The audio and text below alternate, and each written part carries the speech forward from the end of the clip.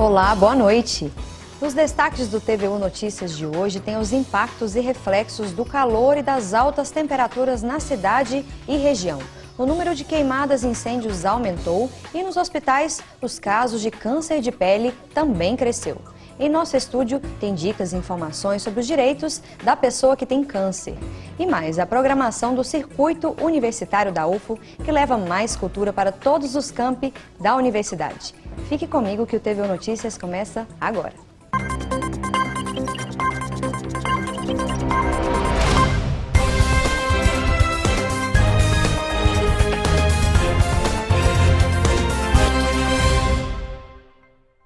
Com esse calor e a falta de chuva, a vegetação fica mais seca e propensa a incêndios. Até setembro de 2015, o Corpo de Bombeiros da cidade registrou cerca de 315 incêndios. E a expectativa é de aumento no número de casos. O mês de outubro já está quase acabando e o número de incêndios na zona urbana e rural cresce a cada dia. O tenente do Corpo de Bombeiros, Antônio Silva, conta que só no último fim de semana em Uberlândia foram notificados mais de 40 incêndios. E para conseguir controlar os focos de incêndio, a correria no Corpo de Bombeiros não para. Nós estamos vivendo assim, um período de grandes estiagem, né? As temperaturas aumentam, o vento aumenta, o calor aumenta, as vegetações ficam suscetíveis e todos os dias o Corpo de Bombeiros atende a dezenas de ocorrências de incêndios em áreas urbanas, rurais, em áreas de proteção e acontece, nós temos vários problemas relacionados a isso aí.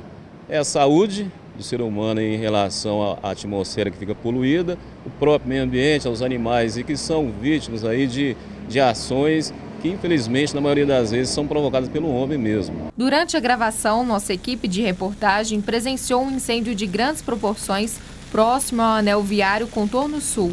Em poucos minutos, as chamas e a fumaça tomaram conta do local. A vegetação ficou devastada. Danos para o meio ambiente que prejudicam também os animais. Nós temos um levantamento que mais de 90% dos incêndios são provocados por ação humana, ou seja, é aquela pessoa que joga um queima de cigarro na rodovia, e por falar em rodovia, são incêndios perigosos também que podem provocar acidentes, gerar vítimas, são as pessoas que fazem limpezas nos terrenos, que em vez de usar a capina, né? Fazer a capina mecânica, prefere a utilização do fogo e acaba que esse fogo pode sair do controle. O fogo espalhando na vegetação é uma cena que está cada vez mais comum neste período de muito calor e baixa umidade. Mas de acordo com o setor de climatologia da UFO, deve chover na próxima semana. Mesmo assim, a população deve ajudar a prevenir incêndios, seja na área rural ou urbana. Em áreas rurais, a gente pede aos produtores rurais que evitem as queimadas nesse período. O período está muito quente, é praticamente assim, quase impossível você conter um fogo programado, né? Se houver necessidade de realmente fazer, que solicitem as autoridades e que o façam na parte da manhã, onde o calor é menor, e na parte da tarde. E que avisem aos vizinhos que vai haver esse fogo controlado. E em caso de incêndio, se a pessoa tentar contato via o 93 e não conseguir, nós temos o telefone fixo também, que a pessoa é o 7105, desculpe, que a pessoa pode fazer contato, ou se infelizmente não conseguir, deslocar até um ponto onde haja sinal e fazer esse contato via telefone. Mas o importante é que as pessoas evitem esse tipo de ação que realmente prejudica não só o meio ambiente, mas coloca em risco as vidas das pessoas. Diariamente, o setor de animais silvestres da UFO recebe bichos que foram atropelados ou até mesmo resgatados de queimadas. O local, que é referência na região, faz todo o processo de tratamento como cirurgias e reabilitação, mas ainda encontra dificuldades para a soltura desses animais. Animais de várias espécies, mamíferos, répteis e aves. Todos estes bichos estão no setor de silvestres da UFO, que é acolhido por profissionais da área e logo em seguida são muito bem tratados, com todo o cuidado possível. Esses animais chegam das mais diversas vias e nós temos como rotina a recepção desses animais, independentemente deles estarem aparentemente doentes ou não. E nessa rotina fazer uma triagem, né, uma identificação da espécie, um tratamento adequado para cada espécie, porque cada espécie de animal silvestre tem um hábito diferente E dentro desses hábitos eu destaco o hábito alimentar. Então nós temos que nos preocupar em preparar dietas para fornecer para esses animais dietas específicas por espécie. A cada dia cresce o número de animais que chegam ao setor para atendimento médico. Trabalho que também acontece graças ao apoio de órgãos defensores dos animais e da comunidade. Juntos, eles se mobilizam para salvar a vida dos bichos. Existem pessoas da comunidade de Uberlândia e região que, ao se deparar com animais silvestres em necessidade de atendimento, por exemplo, animais atropelados nas rodovias, resgatam esses animais e os trazem até aqui porque sabem que a gente tem um centro especializado na reabilitação de animais silvestres. Bichos como estes chegam a todo tempo no setor de animais silvestres da Universidade Federal de Uberlândia. Por ano, o local recebe em média mais de 1.000 animais de determinados casos, como queimadas, apreensões e até atropelamentos nas estradas. Além de ser referência, o departamento atende animais das regiões do Triângulo Mineiro e Alto Paranaíba. Conta com uma estrutura completa com laboratórios e espaço para reabilitação. Apesar de todo o processo de tratamento, a maior preocupação atualmente do setor é a soltura dos bichos. Como é que essa fauna depois vai se recuperar? Como é que ela vai ser colocada no meio ambiente, né? Quais vão ser as repercussões que elas trazem? Eu sei que existem alguns estudos para áreas de soltura, né? Para se determinar áreas de soltura. E isso é muito importante, esses estudos são importantes.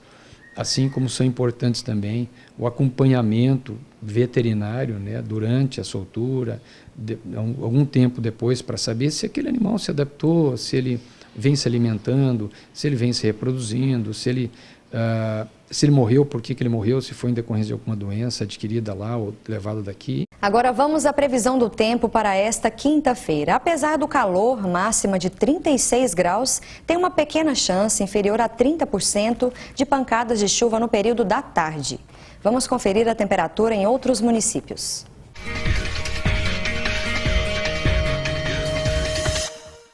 Em Uberaba, a mínima prevista é de 24 e a máxima de 36 graus. Pode chover na parte da tarde, mas a chance também é pequena. Mínima de 23 e máxima de 37 graus em Iturama. À tarde, tem probabilidade de pancadas de chuva. A temperatura máxima em Capinópolis chega perto dos 40 graus. E também tem uma pequena previsão de chuva forte na cidade.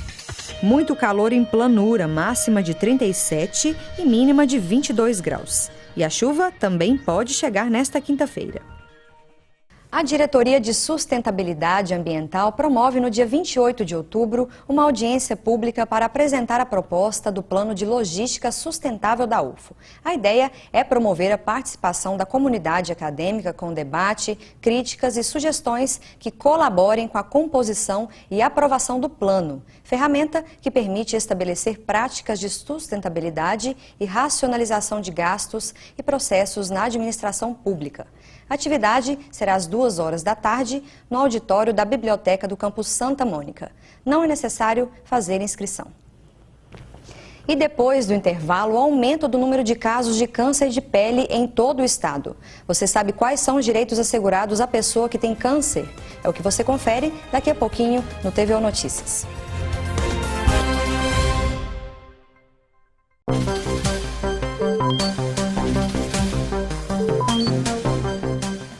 Prezando pela segurança de seus alunos, professores e técnicos administrativos no deslocamento entre um campus e outro, a Universidade Federal de Uberlândia oferece gratuitamente à comunidade acadêmica o transporte intercamp. As linhas circulam entre os campi Umuarama, Educação Física e Santa Mônica de segunda a sexta-feira. O embarque acontece no campus Santa Mônica e campus Umuarama, passando pelo campus da Educação Física. Fique ligado em nossos horários e não esqueça, sua carteira institucional é documento obrigatório para o embarque.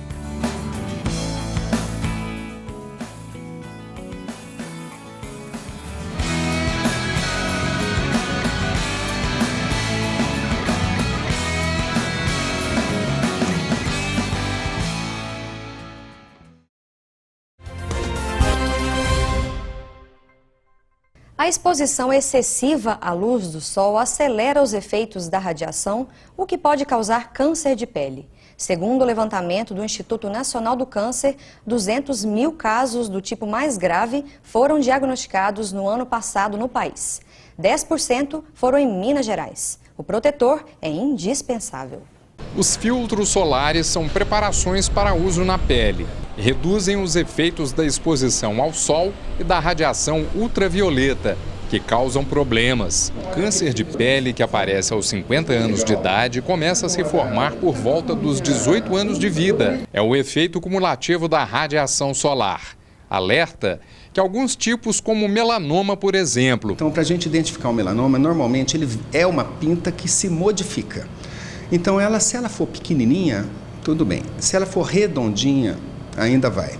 Agora, se ela for maior de 6 milímetros, se ela tiver um formato irregular, parecendo um mapa de um país, ou se dentro dela tiver várias cores, a gente pode desconfiar do melanoma. Segundo o INCA, o Instituto Nacional do Câncer, ano passado no Brasil surgiram cerca de 200 mil novos casos de câncer de pele do tipo melanoma, aquele mais agressivo e que pode levar à morte.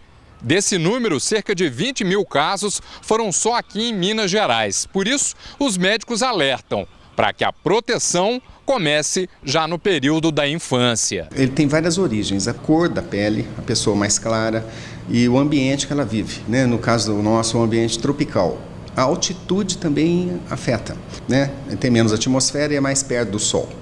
E também a exposição solar durante a infância. Os filtros solares são importantes e não são só eles que nos protegem. O fator de proteção solar que a gente preconiza no mínimo 30.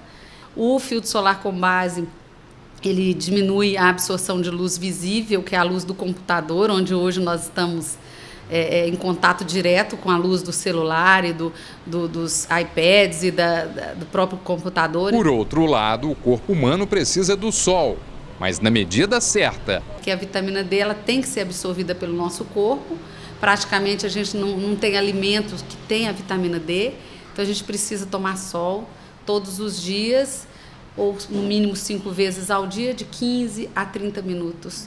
No máximo 15, 20 minutos por dia em áreas expostas, como áreas que não foram tão expostas, como perna, coxa, abdômen, os braços, o rosto, que já foram expostos a vida inteira, aí é melhor a gente poupá-los, usar um filtro solar. A campanha Outubro Rosa é destaque no programa UFO no Plural de hoje. Frinéia Chaves tem mais detalhes sobre o tema discutido no programa, que será exibido essa noite. Olá, Frinéia, boa noite. Olá, Dani, boa noite e boa noite também para os telespectadores que acompanham o TVO Notícias. Na edição de Logo Mais, UFO no Plural destaca a campanha Outubro Rosa. É um movimento de conscientização sobre o câncer de mama muito bem-vindo, tendo em vista que a previsão do número de novos casos dessa doença para o ano que vem é alarmante. O objetivo específico desta edição de 2015 é conscientizar as mulheres sobre a importância do autoexame e da realização da mamografia quando indicado para a detecção precoce. Só para se ter ideia, se o tumor for diagnosticado com até 1 centímetro, as chances de cura são de até 90%. Quem explica esta e outras questões importantes para a gente é o Dr. Rogério Araújo, cancerologista. O câncer de mama, ele é multifatorial. Ele depende de várias ações da vida hormonal passada daquela mulher. O bate-papo está muito esclarecedor e vai ao ar daqui a pouquinho às 10 da noite. É claro, eu conto com a audiência de todos vocês. Até já, hein? Imperdível UFO no Plural de hoje, hein? E por falar em campanhas e ações de combate ao câncer, aqui no estúdio eu recebo o Dr. Fernando Martins, professor de Direito do Consumidor da FADIR, da UFO, que vai conversar com a gente sobre os direitos assegurados às pessoas que têm câncer. Boa noite, professor. Boa noite. Obrigada pela sua presença aqui no TVO Notícias. Eu que agradeço o convite de estar com vocês. Para começar, quais são as principais reivindicações aí dos portadores de câncer? A principal reivindicação hoje, dentro do tratamento digno, é o acesso a medicamento. A grande constatação que nós temos no âmbito do Ministério Público, no âmbito de atendimento às pessoas, é justamente a procura por medicamentos. A quimioterapia que é um grande tratamento que se tem para o portador de câncer, está sempre em evolução. Cada vez mais se tem novos medicamentos e novos horizontes para minorar a doença e para melhorar a qualidade de vida do paciente. E os medicamentos eles vão surgindo e, evidentemente, nem os planos de saúde, muito menos os órgãos públicos, têm condição de adquirir esses medicamentos, os quimioterápicos. Então, o papel que se põe para nós, dentro de sala de aula e também dentro do gabinete, como promotor de justiça, é fazer com que o Estado e que as operadoras de plano de saúde, né, desde que justificado pelo médico, aquele quimioterápico é um medicamento essencial para a vida do paciente ou para a melhoria da qualidade de vida, que se forneça esse medicamento. É um processo burocrático, doutor Fernando, a aquisição de medicamentos? A gente poderia falar que é uma dificuldade hoje no país? Sim, porque, primeiro, como eu disse, a evolução dos laboratórios para isso. Em segundo lugar, as redes privadas atuam muito junto com as normas da ANS. E a ANS ela não estabelece mecanismos rápidos para a solução desses problemas. Então nós precisamos ingressar na justiça para que tenha acesso ao medicamento. Agora, não precisa ter medo do Poder Judiciário e muito menos da judicialização dessa discussão. Nós temos obtido diversas vitórias perante os juízes locais e o Tribunal de Justiça, né? Temos muita efetividade no nosso serviço em relação a isso. Conseguimos, na Promotoria de Justiça, para a TV Universitária ter ideia, liminares no Tribunal de Justiça que garante tratamento em quimioterapia para portadores de câncer com quimioterápicos que apenas são cedidos na USP ou então são dados ou fornecidos em grandes hospitais como Albert Einstein. Né? Então é um tratamento caríssimo que mesmo assim o Tribunal de Justiça tem confirmado o fornecimento desses quimioterápicos. Por quê? Porque em ponderação o quê? A gestão pública ou a vida do paciente? O orçamento público ou a vida do paciente? Ou o contrato que dá sustentação ao plano de saúde ou a vida do paciente? A ponderação que o tribunal tem chegado, a ponderação que o tribunal tem concluído ao final é pelo mínimo existencial, ou seja, a vida do paciente. Não importa se criança, não importa se adulto, não importa se idoso. Como é que funciona o processo? Então, ainda falando dos remédios, que é a principal reivindicação, como o senhor falou. A paciente chega, não consegue o remédio, e aí? Bom, certamente a negativa virá ou do plano de saúde ou do órgão público que está atendendo o paciente. O que nós pedimos na promotoria é simplesmente a apresentação do laudo médico. A confirmação. Justamente. E o laudo médico é um direito que o paciente tem, vamos dizer assim, um direito personalíssimo que ele tem na relação de confiança paciente e médico. Se o médico diz que aquele é o único remédio que vai curar o paciente, o plano de saúde não pode intervir e falar que existe outro mais barato para atender aquele paciente. E o mesmo o SUS não pode fazer. Então, mesmo que aquele quimioterápico não esteja na lista do SUS e nem esteja na lista da ANS, ele é obrigado a ser cedido, porque a relação de médico e paciente ela é sacrossanta. Quando eu confio no meu médico, né, eu tenho uma relação ali de extrema expectativa que deve ser preservada pelo direito. E a demora, doutor Fernando? As liminares não demoram.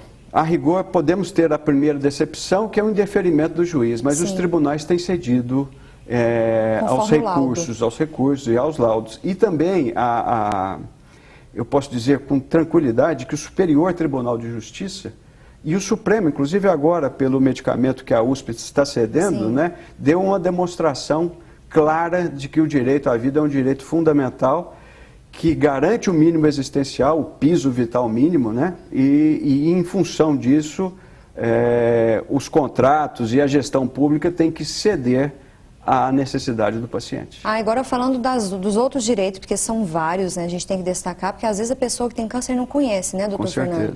Vai desde reconstrução, a cirurgia para reconstrução mamária, até quitação do financiamento, não é isso? Destaca para a gente alguns. Nós temos diversos direitos que são dados, que são outorgados aos pacientes de câncer, mas vamos dizer Qual que é a base, qual que é a causa disso?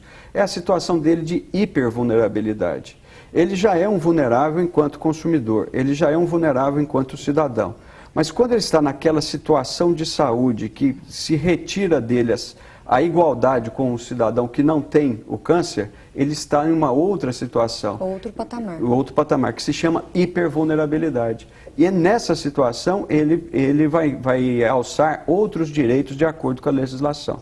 Então, evidentemente, ele vai ter direitos relativos à isenções de alguns tributos, né? Vai ter direitos relativos à quitação de imóvel. Sim. Isso é comum o legislador dar. Mas o legislador faz isso por qual motivo? É porque ele, sendo hipervulnerável, certamente ele vai entrar numa situação econômica degringolada, ruim, mitigada. Então, na realidade, se faz uma justiça distributiva para ele conseguir equilibrar o orçamento doméstico, né, o que é necessário para ele ter uma vida digna, ou então, se for o caso, infelizmente, uma morte digna. Sim. Né? Mas, de outro lado também, a gente pode citar a questão referente às operações cirúrgicas de recuperação, por exemplo, no caso da mulher com câncer de mama. Né? Vai se dizer que isso é estético. Isso não é estético de maneira alguma. Né? Isso é uma recomposição que se faz da mulher à luz daquilo que a sociedade entende do que é estético.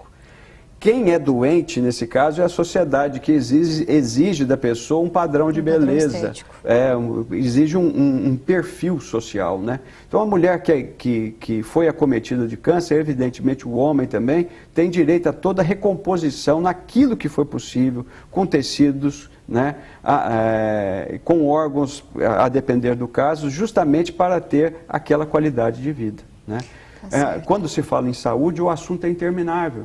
Se você observar a Organização Mundial de Saúde, os protocolos que existem pela Organização Mundial de Saúde, o papel do médico, o papel da medicina, o papel dos planos de saúde, dos serviços públicos de saúde, é um papel de promoção da pessoa humana.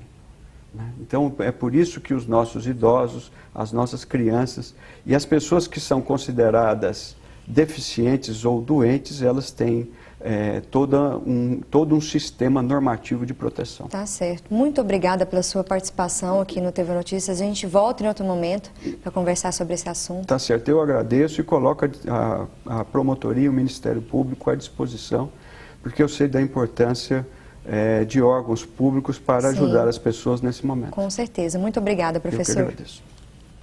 Em instantes tem a programação pra lá de especial do programa que leva cultura para todos os campi da UFO. É o Circuito Cultural Universitário. O TV Notícias volta já já. Quase 2.000 impressões por mês.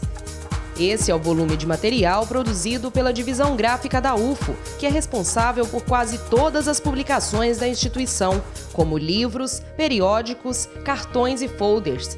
Para isso, uma equipe atua durante todo o ano no setor, buscando cada vez mais desempenhar um trabalho com qualidade, compromisso e bom gosto.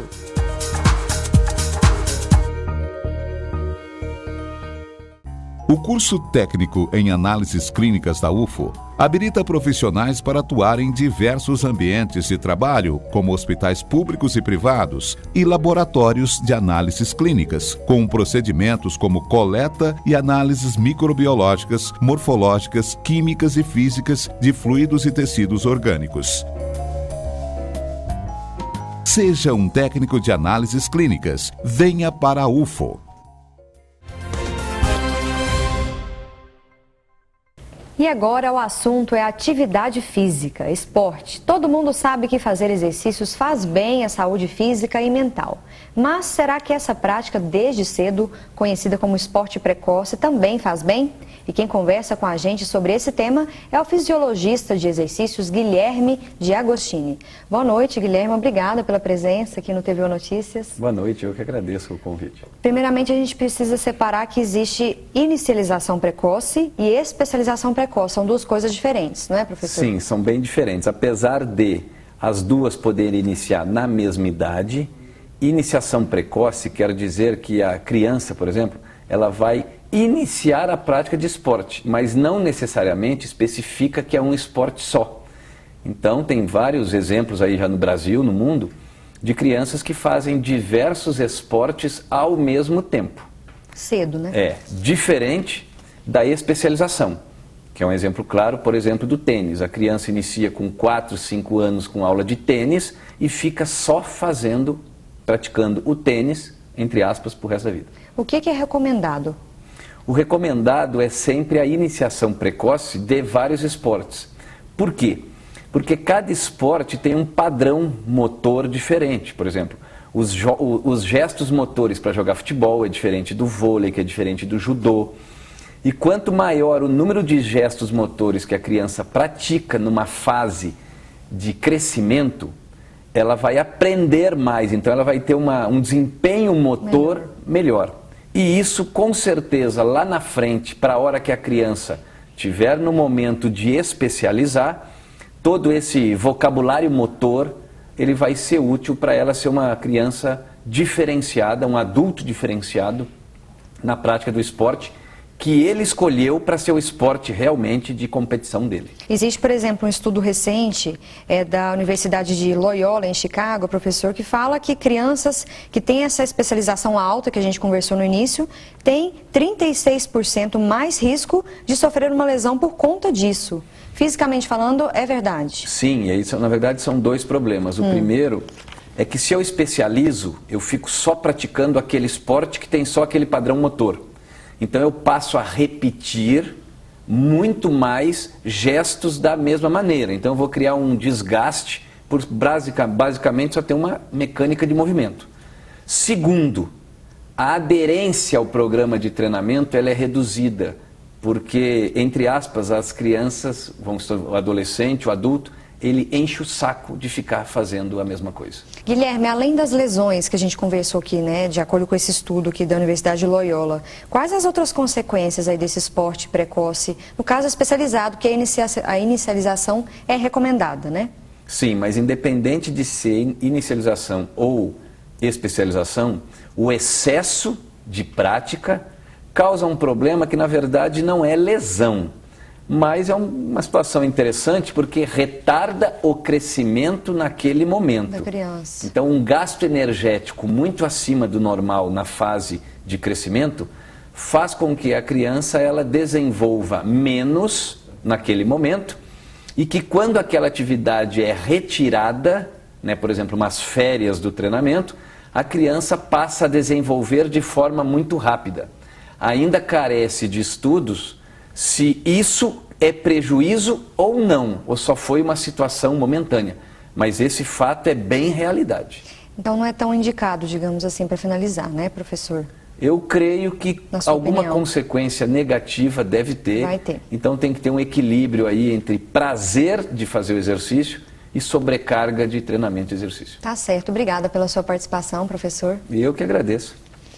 E o programa que leva mais cultura para toda a comunidade acadêmica continua movimentando os campi da UFO. O repórter Júnior Caritel conferiu a programação dos eventos promovidos pelo Circuito Cultural e parceiros e mostra agora pra gente. Olá a todos que acompanham o TVU Notícias. O programa Circuito Universitário Cultural está oferecendo cursos para a comunidade através da DICUT, Diretoria de Cultura. E entre esses cursos está o curso de Cultura, Extensão e Artes. E para falar um pouquinho sobre esse assunto, eu converso agora com o diretor da Diretoria de Cultura, Lude Laurens. Só para a gente saber, esses cursos vão acontecer fora de Uberlândia, nos campi da UF. É isso mesmo, professor? Sim, é isso mesmo. Os cursos começaram a acontecer na semana passada e vão agora até o final do nosso semestre, até dezembro.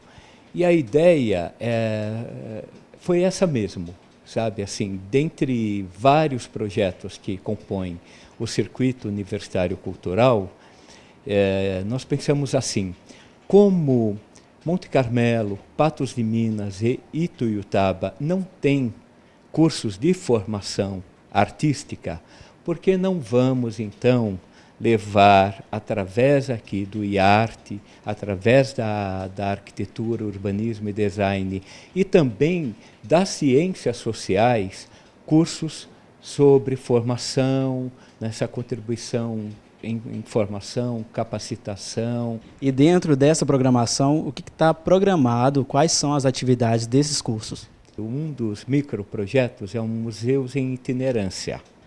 Então, são os museus da UFO, como o MUNA, Museu Universitário de Arte, né? O Museu do Índio e dentre outros museus e centros de documentação, que neste ano e ao longo do ano que vem, nós queremos também levar para Monte Carmelo, Patos e Ituiutaba. Então, quinta-feira, por exemplo, na Câmara Municipal da cidade de Monte Carmelo, haverá uma apresentação do Museu Universitário de Arte. Na sexta-feira, em Patos de Minas. E na segunda-feira, também em Ituiutaba, o MUNA vai com seu representante. E o TVU Notícias de hoje fica por aqui. As nossas reportagens estão disponíveis na página do Facebook. Dicas e sugestões são sempre bem-vindas. Basta ligar para o telefone 3239-4343 ou encaminhar pelo e-mail redaçãotvu@gmail.com. Ótima noite para você e até amanhã.